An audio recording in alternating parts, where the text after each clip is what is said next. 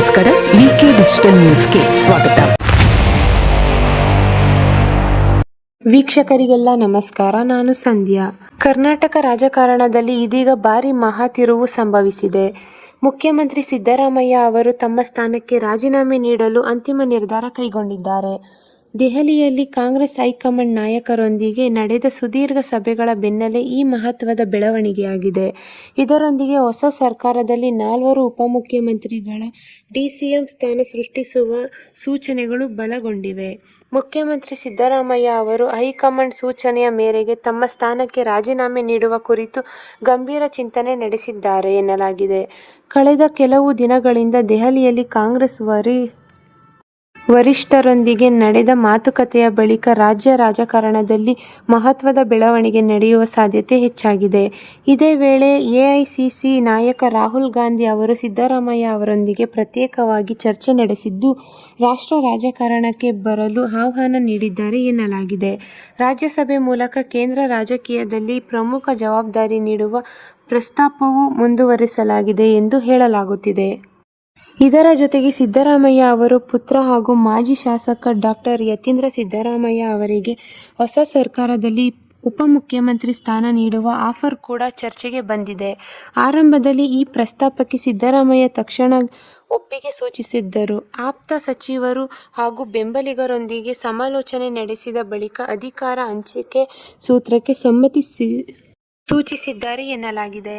ದೆಹಲಿಯಿಂದ ಬೆಂಗಳೂರಿಗೆ ಮರಳಿರುವ ಸಿದ್ದರಾಮಯ್ಯ ಅವರು ಇಂದು ಮಹತ್ವದ ಸುದ್ದಿಗೋಷ್ಠಿ ನಡೆಸುವ ಸಾಧ್ಯತೆ ಇದೆ. ಈ ಸುದ್ದಿಗೋಷ್ಠಿಯಲ್ಲಿ ತಮ್ಮ ರಾಜೀನಾಮೆ ಅಥವಾ ನಾಯಕತ್ವ ಬದಲಾವಣೆ ಕುರಿತ ಮಹತ್ವದ ಘೋಷಣೆ ಮಾಡುವ ಸಾಧ್ಯತೆಗಳಿವೆ ಎಂದು ಕಾಂಗ್ರೆಸ್ ವಲಯದಲ್ಲಿ ಚರ್ಚೆ ಜೋರಾಗಿದೆ. ಇನ್ನು ರಾಜ್ಯದಲ್ಲಿ ಉಂಟಾಗಬಹುದಾದ ರಾಜಕೀಯ ಅಸಮಾಧಾನವನ್ನು ತಡೆಯಲು ಕಾಂಗ್ರೆಸ್ ಹೈಕಮಾಂಡ್ ಹೊಸ ಸಾಮಾಜಿಕ ಸಮತೋಲನದ ಫಾರ್ಮುಲಾವನ್ನು ಸಿದ್ಧಪಡಿಸಿದೆ ಎನ್ನಲಾಗುತ್ತದೆ. ಹೊಸ ಸರ್ಕಾರದಲ್ಲಿ ಒಬ್ಬ ಮುಖ್ಯಮಂತ್ರಿಯ ಜೊತೆಗೆ 4 ಉಪಮುಖ್ಯಮಂತ್ರಿಯನ್ನು ನೇಮಕ ಮಾಡುವ ಪ್ರಸ್ತಾಪ ಗಂಭೀರವಾಗಿ ಚರ್ಚೆಯಲ್ಲಿದೆ. ಈ 4 ಡಿಸಿಎಂ ಸ್ಥಾನಗಳ ಮೂಲಕ ರಾಜ್ಯದ ಪ್ರಮುಖ ಸಮುದಾಯಗಳಿಗೆ ಪ್ರತಿನಿಧಿತ್ವ ನೀಡಲು ಕಾಂಗ್ರೆಸ್ ತಂತ್ರ ರೂಪಿಸಿದೆ ಎಂದು ಹೇಳಲಾಗುತ್ತಿದೆ. ಡಿಸಿಎಂ ರೇಸ್ನಲ್ಲಿ ಪ್ರಮುಖವಾಗಿ ಕೇಳಿಬರುತ್ತಿರುವ ಹೆಸರುಗಳಲ್ಲಿ ಡಾ. ಯತೀಂದ್ರ ಸಿದ್ದರಾಮಯ್ಯ, ಪ್ರಿಯಾಂಕ ಖರ್ಗೆ, ಜಮೀರ್ ಅಹಮದ್ ಹಾಗೂ ಎಂ.ಬಿ. ಪಾಟೀಲ್ ಇದ್ದಾರೆ. ಹಿಂದುಳಿದ ವರ್ಗದ ಪ್ರತಿನಿಧಿಯಾಗಿ ಗುರುತಿಸಿಕೊಂಡಿರುವ ಡಾ. ಯತೀಂದ್ರ ಸಿದ್ದರಾಮಯ್ಯ, ಪ್ರಿಯಾಂಕ ಖರ್ಗೆ ದಲಿತ ಸಮುದಾಯದ ಪ್ರಮುಖ ನಾಯಕರಾಗಿ ಹೊರಹೊಮ್ಮಿದ್ದಾರೆ.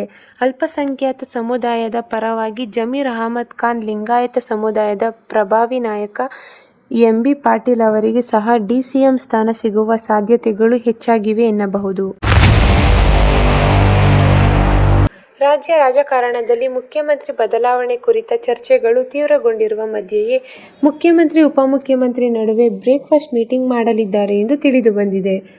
ನಾಳೆ ಗುರುವಾರದಂದು ಬೆಳಗ್ಗೆ 9 ಗಂಟೆಗೆ ಸಿಎಂ ನಿವಾಸ ಕಾವೇರಿಯಲ್ಲಿ ನಡೆಯಲಿರುವ ಈ ವಿಶೇಷ ಉಪಹಾರ ಸಭೆ ಆಯೋಜಿಸಲಾಗಿದ್ದು, ಕಾಂಗ್ರೆಸ್ ಪಾಳಯದಲ್ಲಿ ಹೊಸ ಚರ್ಚೆಗೆ ಕಾರಣವಾಗಿದೆ.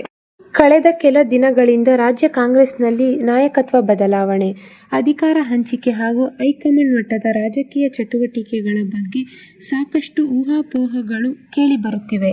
ಇಂತಹ ಸೂಕ್ಷ್ಮ ಸಂದರ್ಭದಲ್ಲಿ ಸಿಎಂ ಸಿದ್ದರಾಮಯ್ಯ ಅವರು ಸ್ವತಃ ಡಿಸಿಎಂ ಡಿಕೆ ಶಿವಕುಮಾರ್ ಅವರಿಗೆ ಉಪಹಾರ ಕೂಟಕ್ಕೆ ಆಹ್ವಾನ ನೀಡಿದ್ದಾರೆ. ಡಿಕೆ ಶಿವಕುಮಾರ್ ನಾಳೆ ಗುರುವಾರ ಬೆಳಗ್ಗೆ ಬೆಂಗಳೂರಿಗೆ ಆಗಮಿಸಲಿದ್ದಾರೆ ಎನ್ನಲಾಗಿದ್ದು, ನೇರವಾಗಿ ಸಿಎಂ ನಿವಾಸಕ್ಕೆ ತೆರಳಿ ಸಭೆಯಲ್ಲಿ ಭಾಗಿಯಾಗಲಿದ್ದಾರೆ. ರಾಜಕೀಯ ಲೆಕ್ಕಾಚಾರಗಳ ಪ್ರಕಾರ ಈ ಸಭೆ ಸರ್ಕಾರದ ಒಳ ರಾಜಕೀಯಗಳಿಗೆ ಹೊಸ ತಿರುವು ನೀಡುವ ಸಾಧ್ಯತೆ ಇದೆ. ಮುಖ್ಯಮಂತ್ರಿ ಸ್ಥಾನ ಬದಲಾವಣೆ ಕುರಿತಂತೆ ನಡೆದಿರುವ ಭಾರೀ ಚರ್ಚೆಗಳ ಸಮಯದಲ್ಲೇ ಈ ಸಭೆ ನಡೆದಿರುವುದು ಅಚ್ಚರಿಯೇ ಎನ್ನಬಹುದು. ಕೆಲವು ಮೂಲಗಳ ಪ್ರಕಾರ ಪಕ್ಷದೊಳಗಿನ ಅಸಮಾಧಾನ ಶಮನ, ನಾಯಕತ್ವದ ಬಗ್ಗೆ ಸ್ಪಷ್ಟ ಸಂದೇಶ ಹಾಗೂ ಮುಂದಿನ ರಾಜಕೀಯ ತಂತ್ರಗಳ ಬಗ್ಗೆ ಚರ್ಚೆ ನಡೆಸುವ ಸಾಧ್ಯತೆ ಇದೆ ಎನ್ನಲಾಗಿದೆ.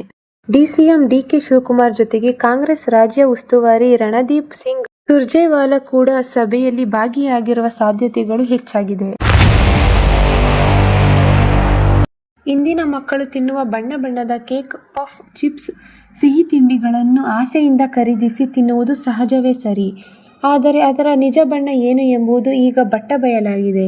ಜನರಿಗೆ ಕರ್ನಾಟಕ ರಾಜ್ಯ ಆಹಾರ ಸುರಕ್ಷತೆ ಹಾಗೂ ಗುಣಮಟ್ಟ ಇಲಾಖೆಯ ವರದಿ ಭಾರೀ ಆತಂಕ ಹುಟ್ಟಿಸಿದೆ. ರಾಜ್ಯದ ವಿವಿಧ ಭಾಗಗಳಲ್ಲಿ ಮಾರಾಟವಾಗುತ್ತಿರುವ ಬೇಕರಿ ತಿನಿಸುಗಳು ಹಾಗೂ ಚಿಪ್ಸ್ಗಳಲ್ಲಿ ಆರೋಗ್ಯಕ್ಕೆ ಅಪಾಯಕಾರಿ ಹಾಗೂ ಕ್ಯಾನ್ಸರ್ಗೆ ಕಾರಣವಾಗಬಹುದಾದ ರಾಸಾಯನಿಕ ಬಣ್ಣಗಳನ್ನು ಬಳಸಲಾಗುತ್ತಿದೆ ಎಂಬ ಆಘಾತಕಾರಿ ವರದಿಗಳು ಬಹಿರಂಗವಾಗಿದೆ. ರಾಜ್ಯಾದ್ಯಂತ ಆಹಾರ ಸುರಕ್ಷತಾ ಅಧಿಕಾರಿಗಳು ನಡೆಸಿದ ತಪಾಸಣೆಯಲ್ಲಿ ಒಟ್ಟು 35,639 ಆಹಾರದ ಮಾದರಿಗಳನ್ನು ಸಂಗ್ರಹಿಸಿ ಪ್ರಯೋಗಾಲಯಕ್ಕೆ ಕಳುಹಿಸಲಾಗಿತ್ತು. ಈ ಮಾದರಿಗಳ ಪರೀಕ್ಷಾ ವರದಿ ಇದೀಗ ಹೊರಬಿದ್ದಿದ್ದು, ಬಹುತೇಕ ಬೇಕರಿ ಉತ್ಪನ್ನಗಳು ಹಾಗೂ ಚಿಪ್ಸ್ಗಳಲ್ಲಿ ನಿಷೇಧಿತ ಮತ್ತು ಮಿತಿಮೀರಿದ ರಾಸಾಯನಿಕ ಬಣ್ಣಗಳ ಬಳಕೆ ಕಂಡುಬಂದಿದ್ದು, ಗ್ರಾಹಕರನ್ನು ಆಕರ್ಷಿಸಲು ಕೆಲವು ತಯಾರಕರು ಕೃತಕ ಬಣ್ಣಗಳನ್ನು ಅತಿಯಾಗಿ ಬಳಸುವುದು ವರದಿಯಲ್ಲಿ ಸೃಷ್ಟಿಯಾಗಿದೆ. ಈ ಟೇಕ್ ಸ್ಪಷ್ಟವಾಗಿದೆ. ಕಣ್ಣಿಗೆ ಆಕರ್ಷಕವಾಗಿ ಕಾಣುವ ಈ ಬಣ್ಣಗಳು ದೇಹಕ್ಕೆ ನಿಧಾನವಾಗಿ ವಿಷದಂತೆ ಕೆಲಸ ಮಾಡುತ್ತದೆ ಎಂಬ ಆತಂಕವನ್ನು ತಜ್ಞರು ವ್ಯಕ್ತಪಡಿಸಿದ್ದಾರೆ. ಆಹಾರ ತಜ್ಞರ ಪ್ರಕಾರ, ನಿಯಮಬಾಹಿರ ರಾಸಾಯನಿಕ ಬಣ್ಣಗಳ ನಿರಂತರ ಸೇವನೆಯಿಂದ ಕ್ಯಾನ್ಸರ್, ಲಿವರ್ ಸಮಸ್ಯೆ, ಅಲರ್ಜಿ, ಹೊಟ್ಟೆ ಸಂಬಂಧಿತ ಕಾಯಿಲೆಗಳು ಸೇರಿದಂತೆ ಹಲವು ಗಂಭೀರ ಆರೋಗ್ಯ ಸಮಸ್ಯೆಗಳು ಉಂಟಾಗುವ ಸಾಧ್ಯತೆ ಇದೆ.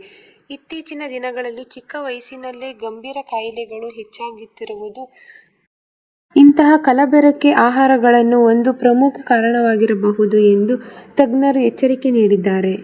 ಆಹಾರ ಸುರಕ್ಷತಾ ಇಲಾಖೆಯ ಈ ವರದಿಯ ಹೊರಬಿದ್ದು ತಕ್ಷಣವೇ ಸಾರ್ವಜನಿಕರಿಗೆ ವಲಯದಲ್ಲಿ ಭಾರೀ ಆಕ್ರೋಶ ವ್ಯಕ್ತವಾಗಿದೆ. ಜನರ ಆರೋಗ್ಯದ ಜೊತೆ ಆಟವಾಡುತ್ತಿರುವ ಬೇಜವಾಬ್ದಾರಿ ಬೇಕರಿ ಮಾಲೀಕರ ವಿರುದ್ಧ ಕಠಿಣ ಕ್ರಮ ಕೈಗೊಳ್ಳಬೇಕು ಎಂದು ಸಾರ್ವಜನಿಕರು ಒತ್ತಾಯಿಸಿದ್ದಾರೆ.